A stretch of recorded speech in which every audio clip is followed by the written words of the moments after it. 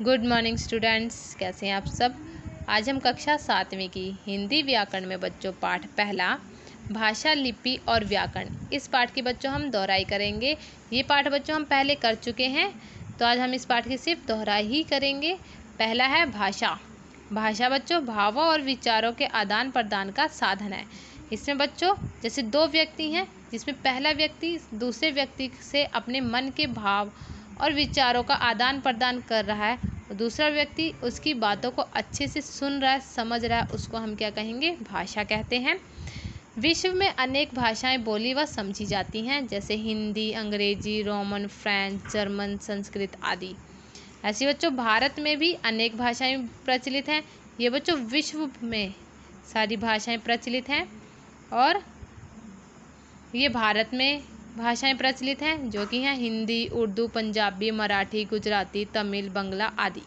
ठीक है बच्चों। उसके बाद है भाषा के रूप। भाषा के दो रूप हैं, मौखिक भाषा, लिखित भाषा। पहले हम करेंगे मौखिक भाषा। मुख से उच्चारित भाषा मौखिक भाषा कहलाती है। जो बच्चों हम अपने मुंह से बोलते हैं, जो बातें करते हैं, वो मौखिक भाषा कहलाती है। जैसे अगर हम नाटक देख रहे हैं, कोई फिल्म, सीरियल, तो उसमें जो कलाकार हैं, जो संवादों का उच्चारण वो बोलकर करते हैं, उन्हें मौखिक भाषा कहते हैं। उसके बाद है लिखित भाषा। व्यक्ति के मन के भावों या विचारों को लिखकर व्यक्त करना लिखित भाषा कहलाती है। इसमें बच्चों जब हम अपने मन के भाव और विचारों को किसी के सामने लिखकर प्रकट करते हैं, तो वो लिखित भाषा कहलाती है। उसके बाद है मातृभाषा। इस भाषा में बच्चों ये वह भाषा होती है जिसमें बालक अपने परिवार से सीखता है। जैसे उसके घर में जौन सी भाषा बोली जाती है, जैसे पंजाबी परिवार में पंजाबी बोली जाती है, तो बालक पंजाबी भाषा ही सीखेगा। तमिल परिवार में बालक तमिल भाषा सीखेगा। वो कौन सी भाषा होती है, मातृभाषा। राष्ट्रभाषा ये वह भाषा है जो देश के अधिकांश नागरिकों द्वारा प्रयोग में लाई जाती है। ठीक है बच्चों। जैसे हिंदी को भारत की राष्ट्रभाषा के रूप में स्वीकार किया गया है। उसके बाद बच्चों राजभाषा। राजभाषा का प्रयोग सरकारी कामकाज में होता है।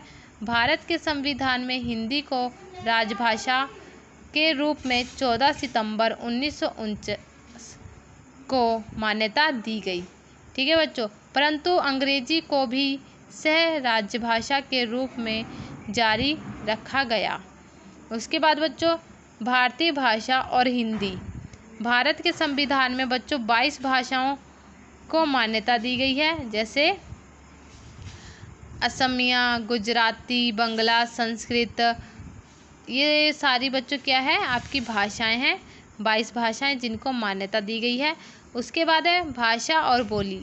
जैसे बच्चों यहाँ पर हिंदी भाषा में प्रमुख बोलियाँ इस प्रकार है। जैसे ये हिंदी भाषा में, जैसे पश्चिम में हिंदी में, पश्चिम में बच्चों हरियाणवी, खड़ी बोली, ब्रजभाषा, बुंदेली और राजस्थानी, ये बच्चों बोली हैं जो बोली जाती हैं। यहाँ पर भी बच्चों लिखी हुई है। उसके बाद है लिपि। लिपि क्या होती है बच्चों, लिपि वर्णों का उच्चारण ध्वनियों से होता है। ध्वनि को लिखने के लिए कुछ चिन्हों की आवश्यकता होती है। ध्वनि का लिखित रूप ही लिपि है। इसकी बच्चों परिभाषा क्या होगी, ध्वनियों को लिखित रूप देने के लिए निश्चित चिन्हों की व्यवस्था को लिपि कहते हैं। जैसे बच्चों अगर हम हिंदी, संस्कृत, मराठी लिख रहे हैं, तो उसमें जो लिखी जाएगी वो लिपि कौन सी होगी, वो देवनागरिक लिपि होगी। अगर हम पंजाबी लिख रहे हैं या पंजाबी की किताब पढ़ रहे हैं, कुछ पढ़ रहे हैं, तो वो कौन सी भाषा होगी, लिपि होगी उसमें बच्चों, वो होगी गुरमुखी लिपि होगी। ठीक है बच्चों। उसके बाद है प्रमुख रचनाओं की भाषा। जैसे रामचरितमानस, वो कौन किन्होंने लिखी थी, वो तुलसीदास ने लिखी थी। वो कौन सी भाषा थी, वो अवधी भाषा थी। ठीक है बच्चों। ऐसी 1 से लेके 8 तक जो कि रचनाओं की भाषाएं हैं, ये आप सभी ने याद करनी है। उसके बाद है व्याकरण। व्याकरण क्या होती है बच्चों, व्याकरण वह शास्त्र है जो हमें भाषा के शुद्ध रूप का ज्ञान कराता है, कि जो हम बच्चे पढ़ रहे हैं, लिख रहे हैं, या सामने जो बोला जा रहा है वो सही बात बोली जा रही है, सही भाषा, सही शब्द का प्रयोग किया जा रहा है या नहीं, वो हमें व्याकरण से पता चलता है। जैसे दूध रवि पीकर स्कूल गया, ये थोड़ा अजीब सा लग रहा है, इसको सही कैसे लिखेंगे, रवि दूध पीकर स्कूल गया। ये सही उच्चारण है। ठीक है बच्चों, ये है व्याकरण। उसके बाद बच्चों व्याकरण के मुख्य 3 रूप हैं। आगे जो इसके आगे पहला है वर्ण विन्यास, दूसरा शब्द रचना, तीसरा है वाक्य रचना। ठीक है बच्चों, उसके बाद आपके अभ्यास आ गई बहुविकल्पिक प्रश्न। इसमें बच्चों 1 से लेके 11 आपके बहुविकल्पिक प्रश्न हैं जो आप सभी ने याद करने हैं। उसके बाद है बच्चों प्रश्न उत्तर, जो कि 1 से लेके 6 तक हैं, जो आपने अपनी कॉपी पर लिखे हुए हैं। ये आप सभी ने अच्छे से याद करने हैं। ठीक है बच्चों, उसके बाद है भाषा और लिपि का सही मिलान करें। मिलान है बच्चों। उसके बाद है रिक्त स्थान भरो। बच्चों ये रिक्त स्थान भरे हुए हैं। उसके बाद है लिखिए। देखो जैसे सॉरी बच्चों, इसमें लिखा हुआ है 4 भारतीय भाषाओं के नाम। तो यहाँ पे मैंने 4 जो भाषाएं हैं भारत की वो लिखी हुई हैं। ऐसी बच्चों किसी में लिखा हुआ है 4 विदेशी भाषाओं के नाम, 4 दक्षिण भारतीय भाषाओं के नाम, 4 बोलियों के नाम, 4 प्रमुख साहित्यकारों के नाम, 4 प्रमुख ग्रंथों के नाम, जिनके बच्चों मैंने नाम लिखे हुए हैं। ये आप सभी ने याद करने हैं। उसके बाद निम्नलिखित भाषाओं के आगे उन राज्यों के नाम लिखिए जहाँ वह बोली जाती हैं।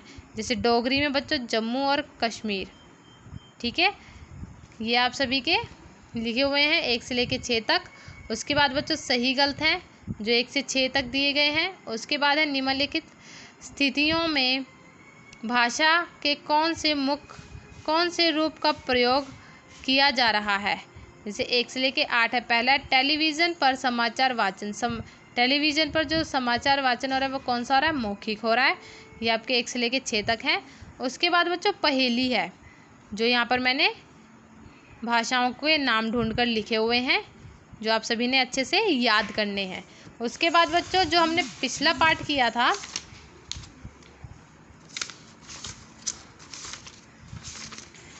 पापा खो गए, उसकी वर्कशीट है बच्चों। शब्दार्थ के उत्तर लिखे हुए हैं, वाक्य बनाओ के उत्तर है, छोटे प्रश्नों के जो उत्तर हैं, मैंने प्रश्न दिए हुए थे 3, उसके उत्तर हैं। उसके बाद बड़े प्रश्नों के उत्तर लिखे हुए हैं, जो मैंने 2 बड़े प्रश्न दिए थे उसके उत्तर हैं। और उसके बाद बच्चों आपका आज का होमवर्क है, वर्कशीट है बच्चों, जो आपने हिंदी की फेयर नोटबुक पर लिखनी है। पहले है बहुविकल्पिक प्रश्न, उसके बाद प्रश्न उत्तर, रिक्त स्थान भरो, 2 प्रमुख ग्रंथों के नाम, 2 बोलियों के नाम। उसके बाद बच्चों सही गलत है। ठीक है, ये आप सभी ने हिंदी की फेयर नोटबुक पर लिखना है। ठीक है बच्चों, thank you, have a nice day.